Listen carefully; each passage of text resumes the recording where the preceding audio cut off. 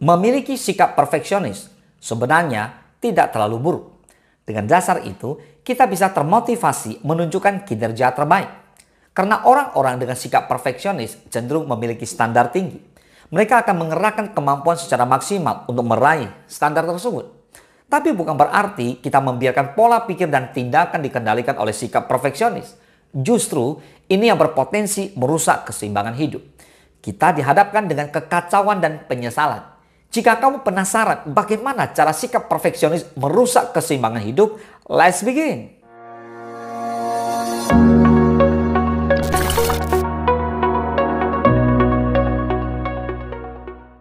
Yang pertama, menghadapi stres yang berlebihan. Tanpa sadar, kita kerap menerapkan sikap perfeksionis dalam berbagai situasi. Kesempurnaan menjadi hal mutlak yang wajib diraih. Bahkan tidak boleh ada cacat atau kekurangan sedikit pun.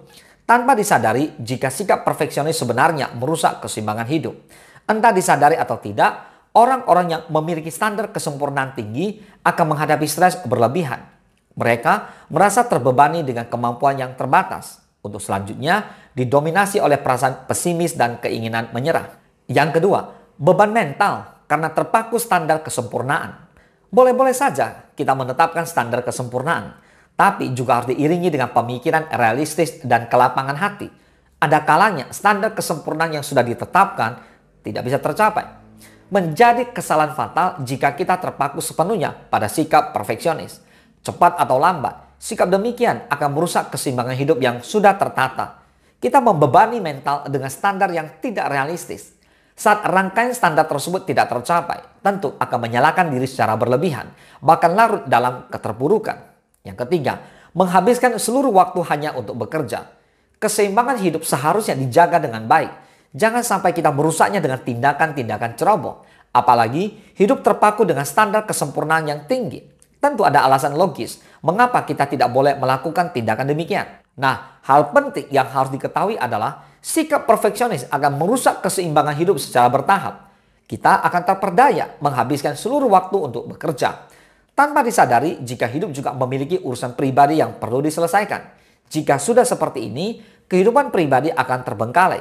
Yang keempat, kesulitan dalam menikmati proses.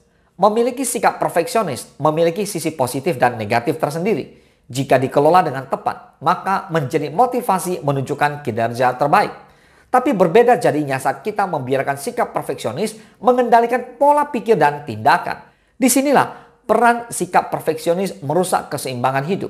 Kita akan kesulitan dalam menikmati proses. Karena sosok yang didominasi oleh sikap dan pola pikir perfeksionis cenderung mengagungkan kesempurnaan pada hasil akhir.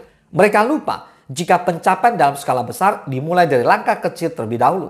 Yang kelima, kehilangan kepuasan setelah meraih pencapaian.